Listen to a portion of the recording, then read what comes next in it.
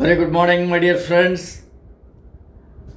இன்னைக்கு Lime லாயரிக்ஸ் morning மெசேஜில் மறுபடியும் உங்களெல்லாம் சந்திக்கிறதுல ரொம்ப பெருமையாகவும் சந்தோஷமாகவும் இருக்கு. இன்னைக்கு திருமண வாழ்க்கை அப்படிங்கிறது முக்கால்வாசி பேர் they go for love marriage, ஒரு கம்பேனியன்ஷிப்புக்காக இவங்களா ஒரு பெண்ணும் ஆணும் முடிவு பண்ணிக்கிறாங்க. I appreciate.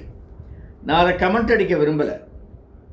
ஏனென்றால் காலம் மாறிப்போச்சு. இப்போல்லாம் பெரியவர்களெல்லாம் பார்த்து செஞ்சு, அப்பா நீ பார்த்து செஞ்சா சரி, அம்மா நீ பார்த்து செஞ்சா சரி, அதெல்லாம் கிடையாது. நீ பார்க்குறியா இல்லை நான் பார்க்கட்டுமா?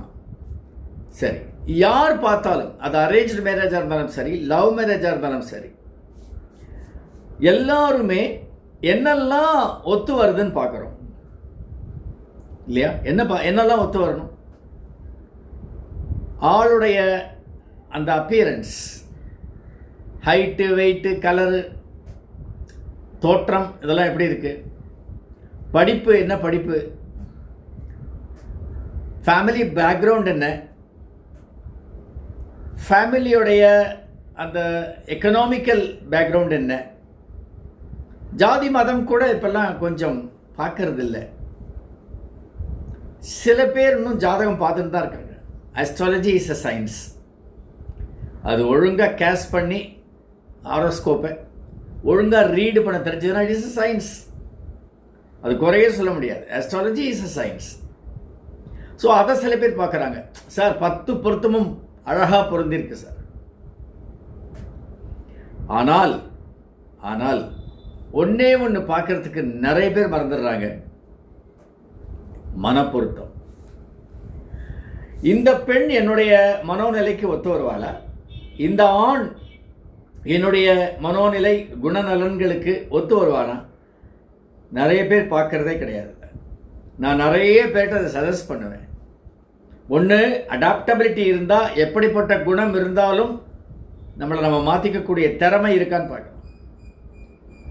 நிறைய பேர் தன்னை மாற்றிக்கிறத விட அடுத்தவங்க மாறணும் அப்படின்னு தான் இந்த உலகத்தில் நினைக்கிறாங்க. That is impossible.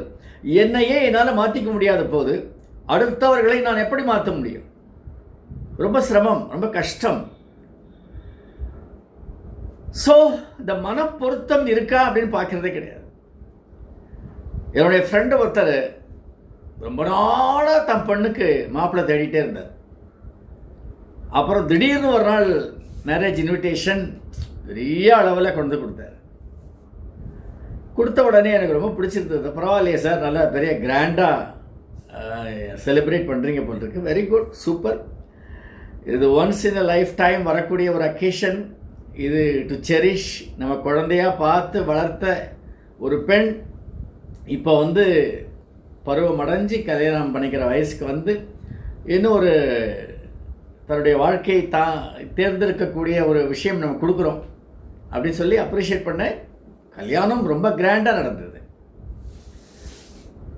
எல்லாம் முடிஞ்ச உடனே என்ன ஆச்சு, ஜஸ்ட் ஒரு 15-20 டேஸ் தான் அவர் என்னை தேடி வந்தார். வந்த உடனே நான் கேட்ட கேள்வி, சார் எப்படி இருக்கா பொண்ணுன்னு. என்ன சார் சொல்கிறது, ஒன்றுமே சரியாக போகல, 2 பேருக்கும் ஒத்தே வரல, பயங்கர ப்ராப்ளம் சார். நான் சொன்னேன், 2 பேருக்கும் ஒத்து வரலன்றது எந்த விஷயத்தில்? ஏதாவது ஒரு மீட்டிங் பாயிண்ட் இருக்கணும் இல்லையா? நீங்கள் உங்கள் பொண்ணை அனுப்புங்க, நான் பேசுகிறேன்னு சொன்னேன். அந்த பொண்ணு யார்கிட்ட என்ன பேசுறது அதெல்லாம் ஒன்றும் தேவையே இல்லை. I have decided my self to get separated அப்படின்னு சொல்லிடுச்சான். பட் நான் கேள்விப்பட்டது என்னன்னு கேட்டாக்க, அந்த பையனுடைய வளர்ப்பு முறை ஒரு அஃப்ளூயன்ஷியல் பேக்ரவுண்டில் இருந்திருக்காங்க. அவங்க அப்பா அரசியல் தொடர்பு உள்ளவர், பிஸ்னஸ்லேயே இருந்திருக்காரு. அரகன்ஸ் நிறைய இருந்திருக்கு. குடும்பத்தில் குழந்தைகளை அவர் சரியாக கவனிக்கலை. நாம் குழந்தைய வளர்ப்பை பற்றி பார்த்தோம், 5 ஸ்டேஜஸ் பார்த்தோம். இது நிறைய பேருக்கு தெரியாததுனால, புரியாததுனால, நேரம் இல்லாததுனால, அக்கறை இல்லாததுனால அந்த குழந்தைகள் தன் போக்கில் வளர்ந்துடுறது. அந்த குழந்தைகளை சொல்லி பிரயோஜனம் கிடையாது. அப்படிப்பட்ட ஒரு சூழலை, ஒரு என்வாயரன்மெண்ட்டை, ஹாப்பி பாண்டிங் என்வாயர்மெண்ட்டை நம்ம உருவாக்கலை. அந்த பையன் அப்படி ஒரு கண்டாங்க்ரஸ் ஃபெலோவாக இருந்திருக்கான். இந்த குழந்தை ரொம்ப நல்ல பொண்ணு. ஸோ அப்புறம் அவர்கிட்ட சொன்னேன், சாரி நீங்கள் அதை பார்த்துருக்கணும் சார், உங்களை வந்து கன்சல்ட் பண்ணியிருக்கலாம். அதனால தான் அந்த காலத்துலலாம் என்ன பண்ணுவாங்கன்னா, நிறைய பேர்கிட்ட அந்த ஃபேமிலியை பற்றி விசாரிப்பாங்க, அந்த பரம்பரையை பற்றி விசாரிப்பாங்க, அதுக்கப்புறம் தான் கல்யாணம் பண்ணி கொடுப்பாங்க. இப்போ அதெல்லாம் செய்யறதில்லை. ஏன் அப்படின்னா, இந்த மனம் என்பது பேசிக் இன்ஸ்டிடியூஷன் என்று சொல்லக்கூடிய ஃபேமிலியிலேருந்து தான் ஃபார்ம் ஆகுது. Very important. நீங்களும் உங்கள் மனசில் வச்சுக்கோங்க, இதை ப்ராக்டிஸ் பண்ணுங்கள். All the best my dear friends.